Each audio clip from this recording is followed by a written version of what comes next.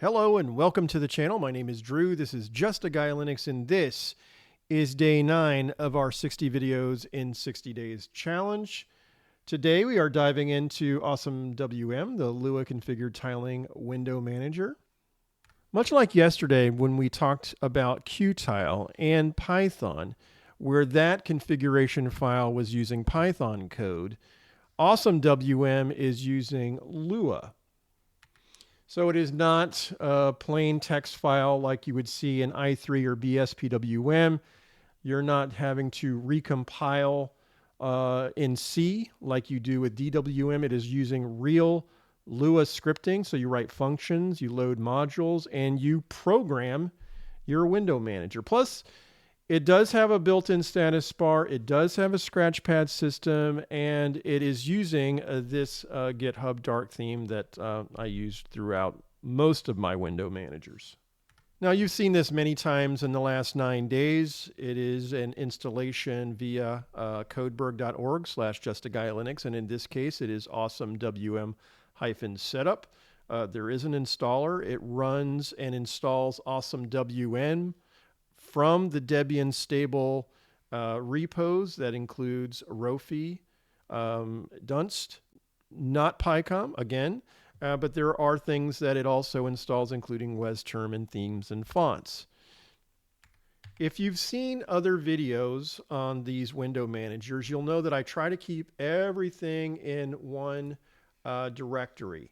So for example, in your .config right now, let's just use BSPWM as the example. You have a configuration file, and then you have your Dunst, and within that Dunst directory is your Dunst configuration. PyCom has its own configuration, Polybar, and so on, okay? Now, same thing with Awesome, but we take this one step further because there is a modules directory. So your rc.lua, which is over here, is actually looking at your modules and then everything else, including widgets, ybar, rules, signals, and key bindings. Let's go back over here. Okay, and within your modules, so .config/awesome/modules, everything that you're going to see here is kind of modular in itself. So if you want to change key bindings, you go to the keybindings.lua. If you want to go to and add maybe a different widget, you'd go to the widgets.lua and so on. Okay, so let's talk about the more practical nature of having a window manager, and that includes layouts. So currently there are 5 layouts on this particular build. There's tile, tile left, fair, spiral. Let's actually go over here so we can demonstrate that. And if you look here, you're going to see 3 different terminals. And up in the left-hand corner, you see the tile layout. If I click on it, it's going to go to tile left. So you're basically switching your master and stack sides. So master becomes right and so on. Let's click it again. And it is called the fair V. And then one more time, fair H, or fair horizontal. And then one more time, and you've got spiral, which is very similar to BSPWM's, BSP binary tree. And let's go back to tile. I also put in like some keyboard shortcuts, so Control-Shift-1, and it just shows actually in Dunst, so Control-Shift-2, tile left, and so on. That's Control-Shift-4. And Control-Shift-5, and back to Control-Shift-1, and it's back to tile. Now there is some added functionality that I put in with keybinds for changing workspaces. Okay. Now there's the normal. So if I right now currently the A terminal is in focus. So if I say super and then Shift-5, that A terminal is now on workspace 5. Let's go check. Workspace 5 or super 5 changes to that workspace. But I also put in like a follow feature. So instead of just having it switch without following, now if I use super and then Control 4, it actually followed it back. I'm not sure if you saw that basically, but I was on workspace 5. I use super control 4 for that terminal A, and it switched it back and followed it. Let's do it again. Okay, so if I'm going to use super control and then 5, and when I did that, it followed terminal A to workspace 5. So I didn't have to like shift it over to 5 and then follow it with the 2 keybinds. This one allows you to do it with just 1. So again, you can always switch these. And like, it's like, oh, wow, I really like following. Maybe that should be the default. So if I use super shift and then the workspace, maybe that is what you want as a default so that it follows automatically. Some people like it, some people don't. It's both of them are there. Now let's talk about this status bar up here, okay? Let's go over here. And the built-in status bar using vicious library widgets showing the CPU, showing memory usage and volume control. And the clock is also here. And then you have a integrated system tray, which is actually right here. It's not all the way at the end. I kind of like it right here, actually. Let's go over and take a look at the code just for a minute or two. So the ybar.lua, which again is part of that modules directory, is going to be where you can change this. So right here at the very top, you're talking about where it's going to be positioned, what the height is. And as you can see, there is actually a slight opacity to this Y-bar. Again, not everyone will like this. You can always change this to like, you know, no opacity, for example. And then you also have widgets, as well as where things are located. So you say, oh, well, okay. On the left side, we have the Y-bar layout fixed, which is the layout is this, you know, this icon here, as well as the tag list, okay?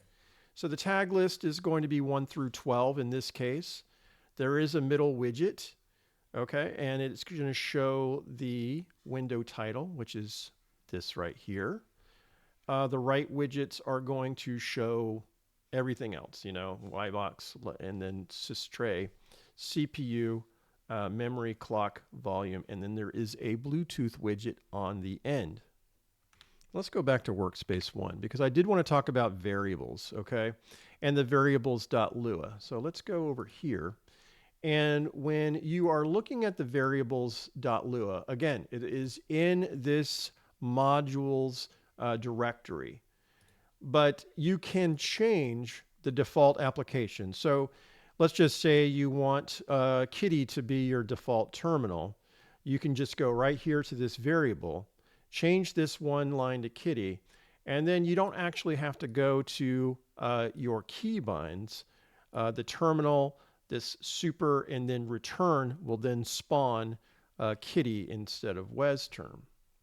Now, while we're here, I do want to go up here to just one section before this this terminal section, and that is mod key slash, and then it will say pop up and then show help. This is different than any other window manager. So if I use super and then slash, it's actually reading from the configuration files and keybinds, and it's showing you what the keybind is for literally everything right here. And even better, I didn't have to write a script to parse anything. It just does it for you automatically. So if you look right here, it says, oh, well, I just I close it. It says Shift Super B opens Firefox in a private mode. So Super Shift B, and it opens Firefox in a private mode. I mean, it's fantastic. It's really fantastic.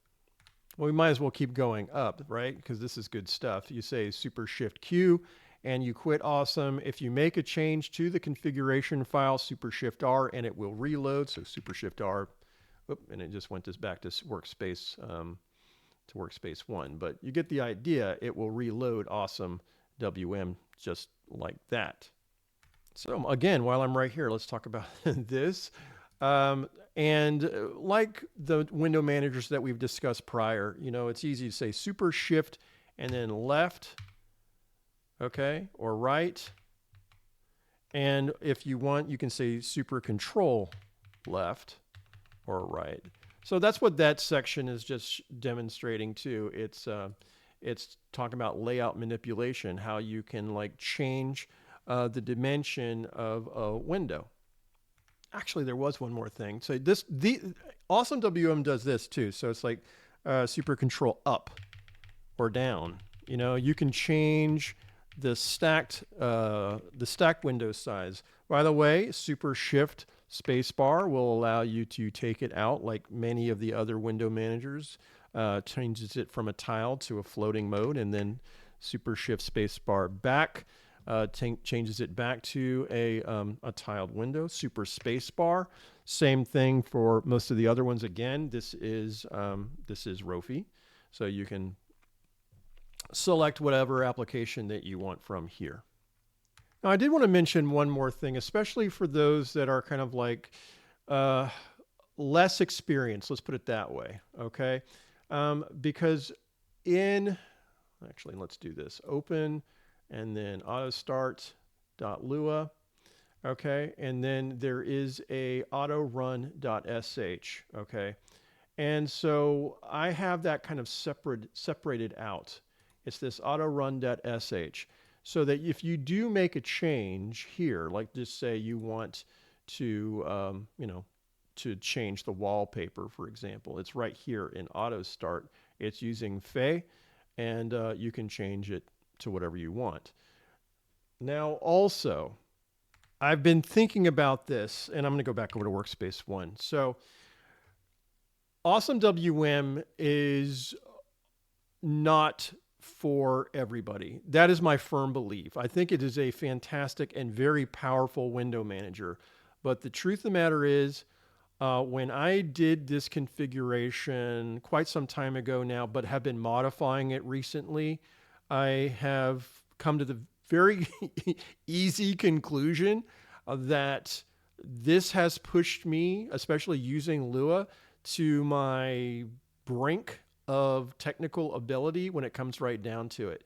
I have set it up so that if you are a beginner, you can kind of like just use the variables and maybe the key bindings and be happy with that. If you're more of an intermediate and you want to customize more, I would say go into the widgets and the theme.lua. But if you are an advanced user, you have the ability to write your own custom modules. Is this a beginner window manager? No, absolutely not. That is 100% the truth. In fact, I had problems, big time problems when it comes to the built-in notification module. It did not work. It gave me dbus errors constantly. So I decided that I was going to use Dunst because I had done all I could do in terms of trying to fix this. And so I wanted to make sure that I had a notification that worked. And Dunst does work. It is mature. And the fact of the matter is, I like I said before, I just couldn't get this to work correctly. So I said, you know what, let's disable notifications, just use Dunst. Now, what did I do with that file? I actually left it, okay? So if you are of a more advanced user and you feel like, you know what, I think I'm going to try and do away with Dunst and use the built-in notifications, then you're welcome to try it. That is up to you. It really is. But I believe if you're debugging, you kind of want to use this.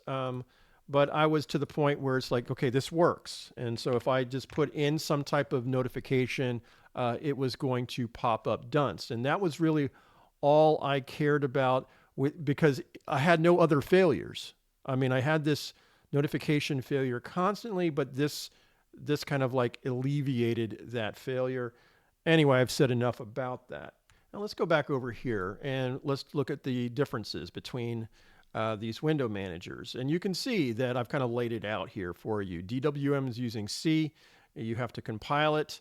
It does have an external status bar. Some people will use DWM blocks. Some people will use polybar. I use SL status. There are patches. It is fairly simple or minimal, I would say, in terms of its complexity. I3 and BSPWM, we've already talked about this. If you're looking to get into window managers, either one of these two is your best entry point, okay? And then you've got Awesome and Qtile. Both of them kind of operate in the same kind of like, have their own, they have their own code or language, I should say. You can reload them on the fly. It's easy to see what the bar is, because it's actually built in to these two window managers. And then I think in terms of complexity, you know what? I'm giving awesomewm the moderate complexity. It's maybe a little bit on the plus side of moderate. So let's keep going. I did talk about auto start or autorun.sh. And with multi-monitor support. Now, this is, again, not my forte. I believe you can have as many tags per screen. You can have its own, it can have its own Y bar. I believe it can have its own wallpaper as well. So, give it a shot. Again, I am not the expert at this at all. And let's end here with why awesomewm. Lua scripting. You can do real programming, not just the config file. You can write your own functions. You can load modules. You can use the entire language. It does have a built-in status bar, so you don't need polybar or waybar. Vicious widgets are Lua objects. You can have there are 5 layouts, is what I should say. And you can have tile, tile left, fair, horizontal, spiral. Find what works for you. Again, it is incredibly modular, at least the way it is kind of put together. You see how it is separated out. And if you want to just change a keybind, you go to that keybind, keybinds.lua, and you can then make the changes. I do have scratch pads. I didn't actually demonstrate scratch pads, but let's just say Super Shift Enter, and then you say do something, Super Shift Enter again, and it goes away, but then it's not, the session is not closed, and then you can then close it by using Super Q. Again, multi-monitor and self-documenting. This is amazing to me, this super slash, and it shows you it shows you everything that you need in terms of keybinds. Amazing. Now, tomorrow we are going to talk about DWM, and I have talked about DWM so much. I don't know what I'm going to say or add to some of the stuff. Maybe it's just a question of putting it in a format like this, where I'm showing, demonstrating, and then showing slides at the same time, which I've never done before, but I'll give it a shot. A couple days from now, I'm going to rank my own projects, basically. So it'll be kind of tiered. It's like, which one is the best one that I've done in terms of my projects, and which one is the worst. I'm not sure where we're going to end up, but it'll be fun. So anyway, until then, you can check this out, and we will talk soon.